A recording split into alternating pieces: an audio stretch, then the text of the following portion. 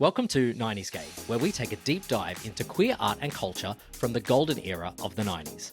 On this episode, we cover some of the greatest moments in 90s cinema, as we conclude our chat with creative genius, Mr. Vincent Paterson. Vincent lifts the curtain on working with the incomparable Robin Williams, and discusses creating the legendary dance scene in their film, The Birdcage. Not only was this film a box office smash, but it also provided some groundbreaking representation. This was a mainstream Hollywood film with a gay couple as the two lead characters. Vincent then gives us his insight of Madonna's transformation into Eva Perón, as he reunites with her to work on the biggest film role of her career, Evita. We also discuss the upcoming Michael Jackson and Madonna biopics. So, grab your popcorn and let's call action on this episode of 90s Gay. Incredible. Well, speaking of movies, you mentioned earlier about Birdcage. When you think of gay cinema and gay characters in movies, I mean, that movie is just incredible. And that scene, the Fosse, just mind-blowing. I can't imagine being able to get... first of all, I've got so many thoughts about it. First of all, I can't imagine Robin Williams doing multiple takes of that. Was there just the one take? Well, the way that happened, when I had, Mike Nichols had already asked Tommy Tune to do that movie. But when I heard it was happening, I knew that movie I was supposed to do that movie. I knew it. And I asked my agent to please set up a meeting with Mike Nichols. And she said, "Do you know Mike Nichols?" And I said, "I don't know him personally, but I think I'm the person to do this movie." So she contacted his office. He flew me to New York. I sat with him. And he said, "Well, I've already asked my friend Tommy Tune to do this." And I said, "Well, Mike, I love Tommy Tune. I think he's amazing. But, I know how to work with women. I know how to make women really sexy. And you need to have guys who are going to be women, sexy women. And I know how to do that." And so it became a love affair. I mean, professionally, not physically, but professionally. And he invited me there from the first table read with everybody sitting around the table at Paramount reading it. And I was there from the beginning to the end of the film. He wanted me to, he said, anytime, not just what happens in the club, but anytime you think you can put your finger in here and make something happen, let me know. So I did, I did the little thing with Hank Azaria to the Gloria Estefan piece in the kitchen. And I did Robin and Christine dancing, Baranski dancing together, reminiscing, and I worked with the parents and them all dancing together in the living room, and just little things, that, again, you don't think that a choreographer does. So I was down on the set that day that they were shooting that scene with Nathan, and Robin came right, they had done one take, and all that was written in the script was that, as written, the dancer, before Robin leaves the room, the dancer says, "Well, what do I do? Do I just stand here and look like an object?" And all that was written was, "No, you do the eclectic celebration of the dance." And he walked off. That was it. So they did a couple takes of that. Robin came to me and he said, "Vince, come here." He goes, I'm so tired of playing the straight gay man. I've got to be funny. I have to do something funny. Can you create something funny for me?" And I said, "When?" He goes, Now. Can you do it now?" And I said, "Oh my God. All right, well, go do another take or two. Let me go work on something. And then you come running back and I'll teach it to you." So that's what he did. I taught it to him behind the set, and he went back out. They shot it, and he did the eclectic celebration of the dance. Well, of course, everybody thought he was improvising, and everybody started laughing. So the take was no good. And Mike Nichols and Elaine May were laughing as well, as was Nathan Lane. And Mike said, "That was very, very funny, Robin, but let's do what we did before." And Robin said, "Well, I didn't do that. That was Vince. Vince created that for me, And Mike said, "Well, let's go back and do what Elaine wrote." And Robin got down on his hands and knees and crawled across the set to Mike and pulled on his pant legs and said, "Please, Mike, please shoot it. Please shoot it." And Mike said, "All right, boys, this is what we'll do. When I'm happy that I have the version that I want, we'll do a couple takes of this. And then, so we have it, but I don't want either of you to be depressed if it doesn't show up in the movie." So we never thought it was ever going to show up in the movie. We really didn't.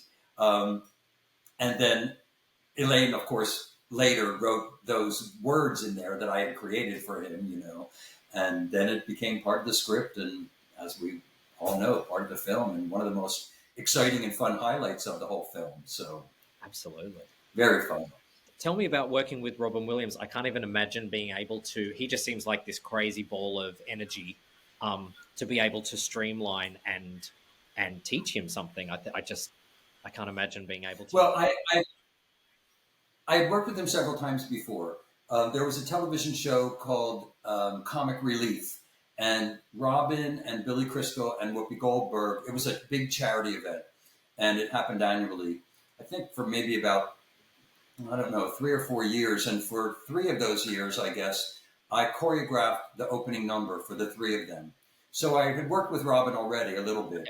And then I directed a project for Ted Turner about the world of Dr. Seuss. And I contacted Robin and asked him if he would do The Cat in the Hat as a Seussian father, and if he would bring his daughter and read the book to her in bed. And of course, he took that and just ran with it. It was absolutely nuts what he did. So this was like maybe my 4th or 5th time working with him. So we already kind of had a relationship, and I knew how he worked and all of that. And, no, he was very focused. My God, he could never have done the things he did if he wasn't as focused as he was. But then he had that other whole personality where he loved to have people entertained. He loved to make people laugh. He loved to be the center of attention that way. And that's why I thought this whole eclectic celebration would work so well and seem so natural, And it did. It didn't seem like out of character for his character to do that. It just felt fine. And he was so totally thrilled because it was exactly what he had asked me for, Magic. His fun moment. Again, magic. Yeah. Thinking of another film that you worked on, Evita with Madonna. This is now reconnecting with her again, and the public perception would be that she had gone through a major evolution and had changed drastically from the Blonde Ambition days through to Evita. Was that your experience working with her? I guess that vocally she had changed, venturing into motherhood. She seemed to be in a very different place in her life. Would you say, is that true to assume? Well, the motherhood happened at the very end of the film. So she was just got pregnant when we were kind of 3/4 of the way through shooting. Like I said, both Michael and Madonna, these superstars don't just get there out of luck. They are very focused individuals. And she was extremely focused. I mean, just as intense as Michael was in a whole different way. So she wanted this role. She wanted it badly. And interesting for me, I had been through 3 almost incarnations of this, of Evita. The first one was going to be with Meryl Streep. The second one, it was a different director. The second one was going to be with Meryl Streep and a dancer, Louise Le Cavalier, who dances in Montreal, playing Evita's alter ego. And that was the second one. And then the third one was with Alan Parker, and that's the one that got made. So it wasn't Madonna who asked me to do the film. It was Alan who asked me to do the film. Interesting.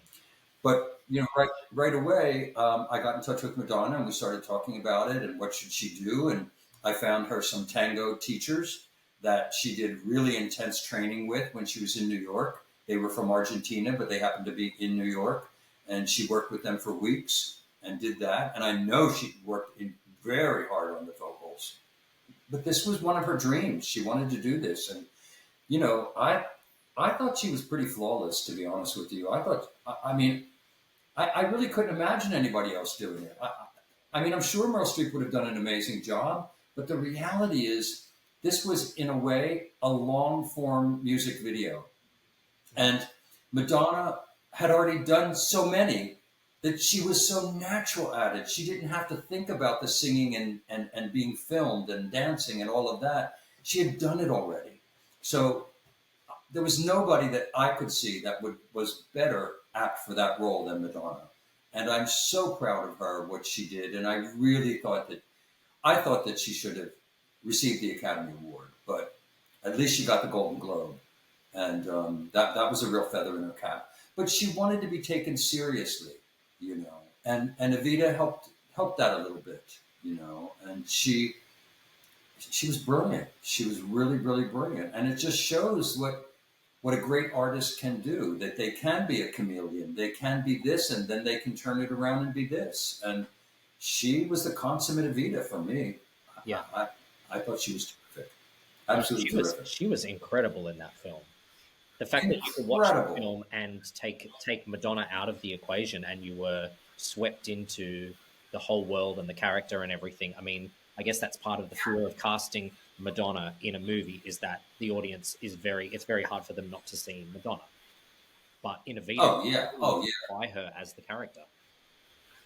Oh, well, you just look at the one song, you know, where she's dying, "You Must Love Me." I mean, you can't watch it without crying. It was so heartfelt and honest. And I thought she did a brilliant, brilliant job. Yeah. And, you know, I don't know if she's a very good actress. I really don't. I mean, I don't think she's done great in the other films she's been in.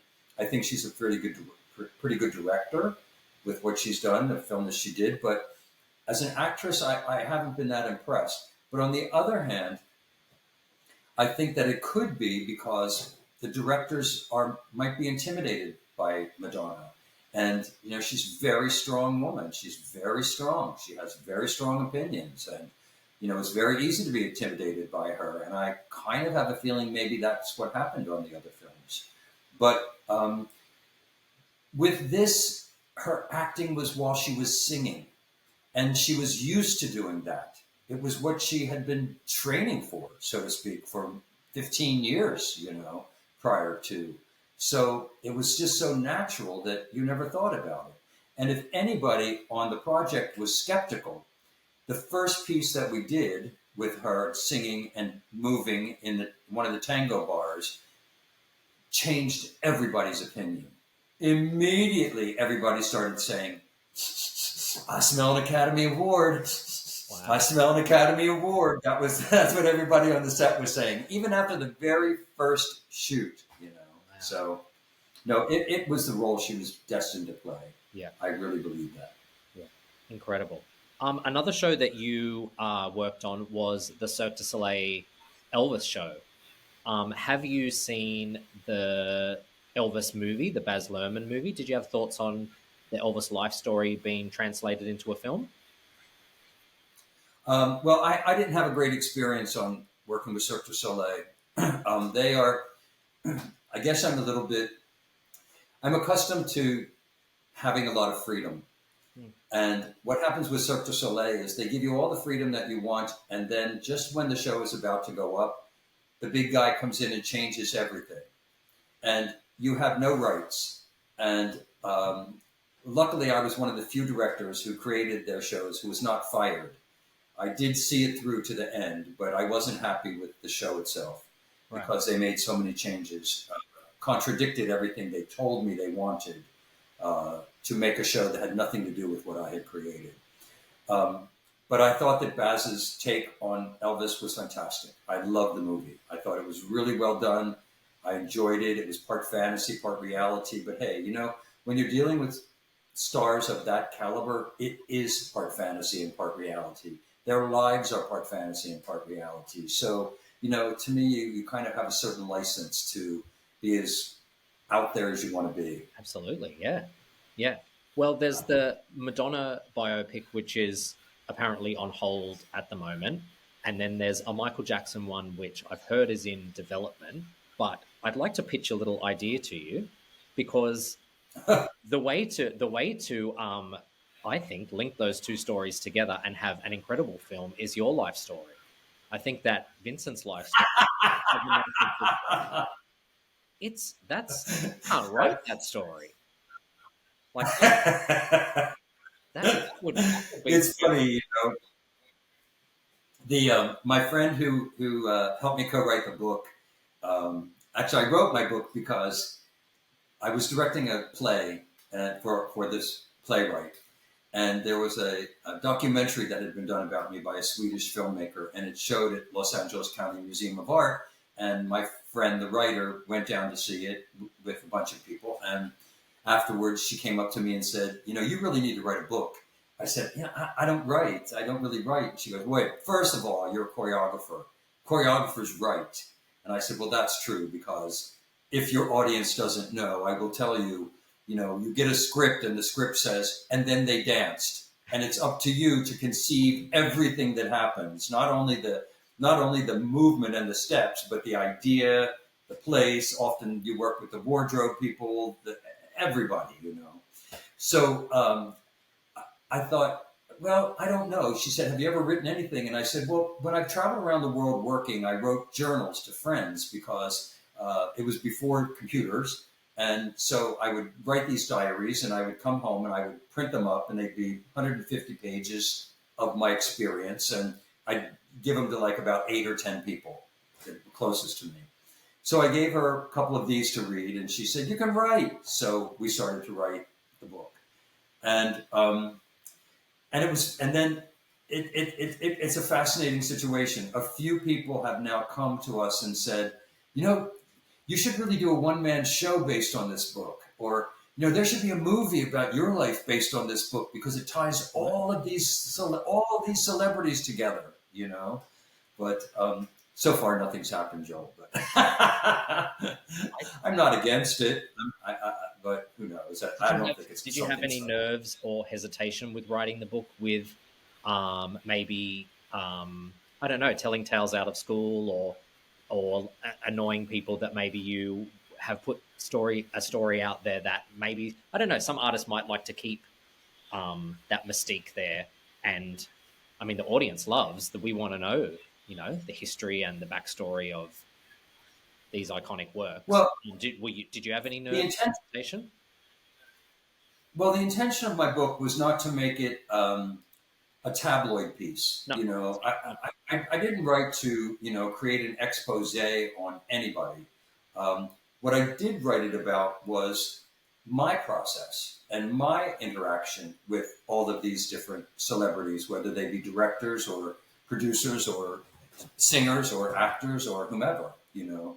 And I thought that by telling the story through my eyes, it would give a completely fresh insight to how these amazing celebrities work, their process, their work process. That's what I wanted to discuss. That's what I wanted to talk about. And that's what I wanted to share with the world, better or worse. You know, I mean, some of the experiences that I had were not so good, and I wanted to share those as well. But I say at the very beginning of the book, you know, in the little intro, that these are my memories. This is what I remember. Everybody remembers something different. I mean, I know I sit and talk to my brothers and sister, and we talk about Christmases when we were little, and none of the 5 of us remember it exactly alike. Yeah. So, you know, everybody's going to remember every situation a little differently. But this was my life. This was how I remember things. And that's what I wanted to share. And I think it's a fair book. I think it's a very fair assessment of everybody that I worked with. And I never tried to turn the public against anybody for any reason. I never tried to share anything, especially the only thing that I shared that I had never shared with people was the sexual conversation I had with Michael Jackson when I met him to do Smooth Criminal. He had asked me about being gay and stuff like that. Now, I never had anything on my gaydar that said Michael Jackson has a gay bone in his body. I never thought that, and I still never think. I don't think he ever had a gay experience. I don't think he was ever interested in a gay experience. But, you know, Michael was on one hand, he was a genius. On the other hand, he was 12 years old. So, you know, when he would ask me these questions about sex, it was like I was talking to my brothers when I was a kid, you know, and they were younger than me. And, you know, we just talked about things because there was nobody else to talk to, and I didn't have a dad around. So, you know, we just discussed these things. And so some of these conversations with Michael and just that one I shared, I just thought I wanted to share it because I wanted to let people know that we did have a beautiful intimacy in terms of working relationship and friendship. and also that he was curious, and also that he never had a personal life. You know, I mean, all those years growing up, he was secluded and he was isolated and insulated, and he never had anybody to talk to. He never introduced me to one friend. He never had one friend outside of the business. In 17 years I worked with him, not one person did he ever introduce me to who wasn't part of the entourage or The machine, the hair and makeup or whatever, you know. So I just wanted to share those things. And I wanted to share also in the book not only about them, but the situation with choreographers, what happens to them, and the lack of credit, and the fact that there's a union forming. And I thought it was very important because I had spoken to a lot of people, and many people didn't even realize that choreographers didn't get Academy Awards. They thought Academy Awards were given to choreographers in the technical section, off camera. I mean, I can't tell you how many people have written to me and said, my God, Vince, I didn't even know choreographers didn't get Academy Awards. So it was a lot about informing the public about not only people that they have heard about in so many ways over the last several decades, but also to let them know what goes on from my perspective and my life and the things I've encountered as an artist and a professional in this business. Yeah. So.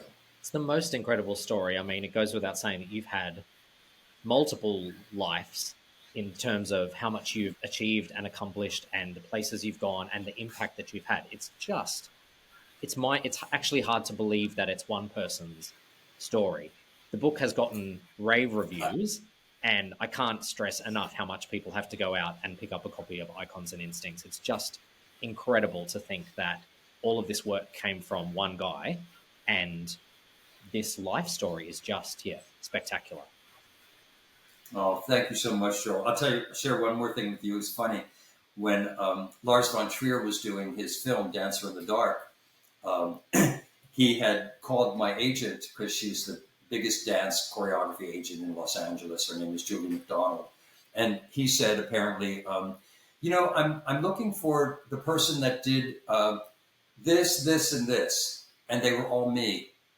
And my agent said, oh, you don't have to go very far. That's all one person, you know? Yeah. It was like, oh my God, that was so cool, you know? So anyway, yeah, I have had multiple lives, and they've all been fascinating, and they've all been interesting. And that's the nature of this business. You know, you come into a project, you work on it for anywhere from 2 days to 6 years, and then you move on to something else. And so our life of a performer is episodic, as the book is. And that's the other thing I wanted to do about the book. I didn't want to necessarily make it chronological, or, you know, it is an episodic book. You can pick it up, you can read a story, you can put it down and come back to it a couple of days later or a week later, pick up and read another story, you know. So at least that's what I've been hearing from people. That's one of the things they enjoy. Where other people are crazy and they said, I picked it up and I couldn't put it down, and I read it through the entire weekend. I couldn't stop. Yeah. So, you know, it's nice both ways, but it's just nice that I've touched people, and some beautiful things have happened from that with some young gay people or older gay people now who, and I might get teary here, but have written me and said, you know, I read the book and I didn't even realize that, you know, when I was young and I had no friends and my parents didn't want to have anything to do with me. And I would be in the basement and I would do the choreography of Madonna or Michael, and it gave me something to live for. And I realized after I read the book that it was you. And, you know, just nothing makes you feel better than that, you know? So, God. That's beautiful. Sorry. Oh, don't apologize. Get emotional. Just beautiful to think the impact that you've had on people's lives. It's crazy to think how an image or a thought in your mind can spread literally around the globe and impact so many people's lives, whether that be they see a music video that you've created and that changes the course of their life. They then say, I want to take up dance class. And they then go on to have as a professional dancer, somebody that sees, you know, a great piece of work that Yeah, you've done in a film and think, I'd love to get into the entertainment industry. I'd love to get into, like, the impact is second to none. You can't even imagine the way that that has informed people's everything, you style. can't. Yeah.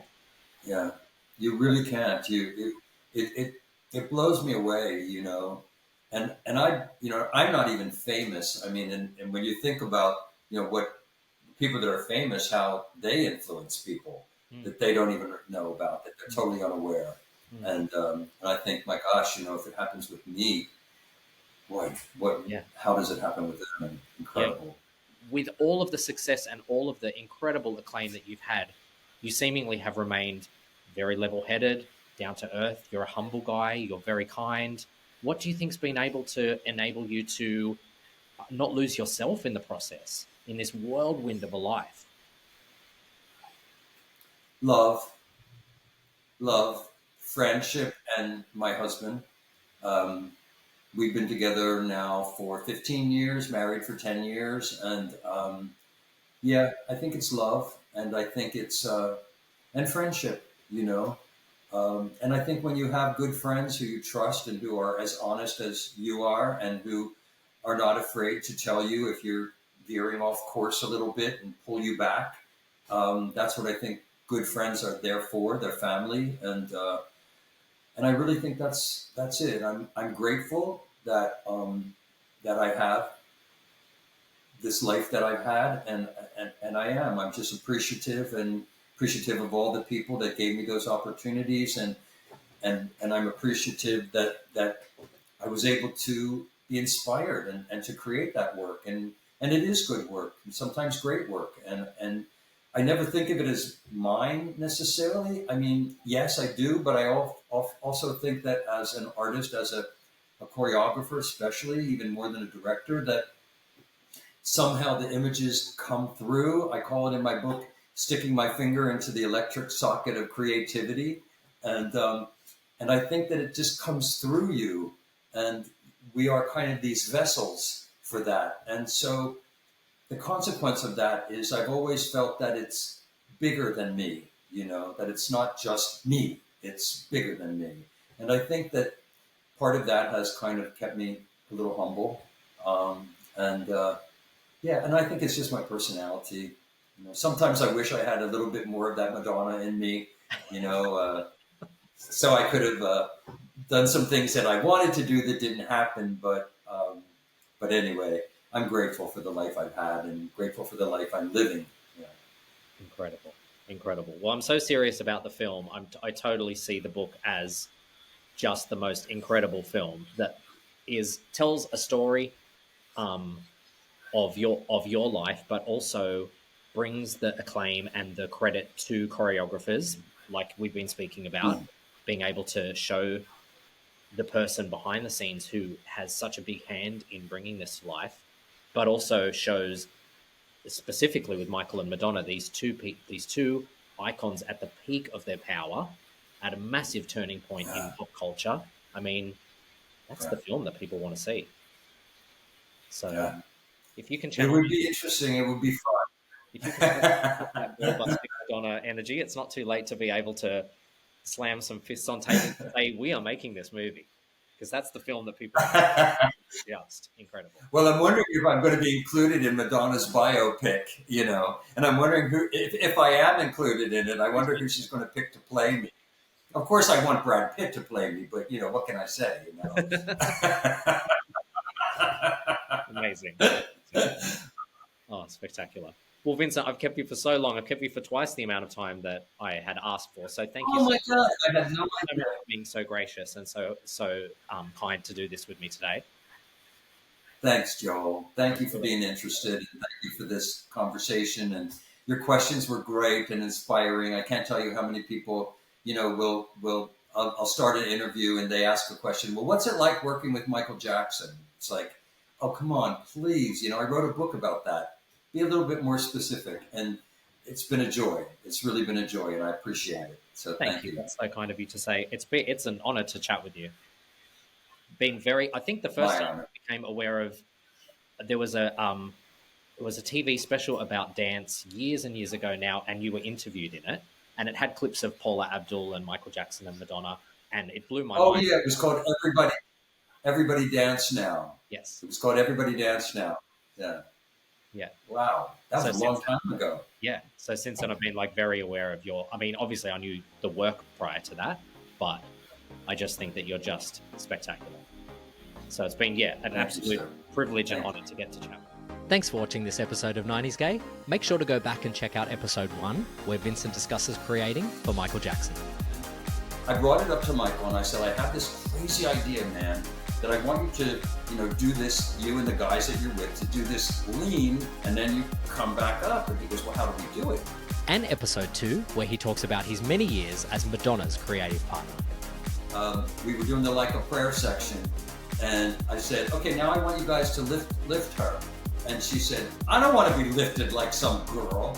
And I said, no, not like a girl, Madonna, like a queen. And she said, lift me, guys. To catch future episodes, be sure to subscribe to this channel. Leave a comment below and let us know what you think. Make sure you join our community on Instagram at 90sgay, and we will see you next time.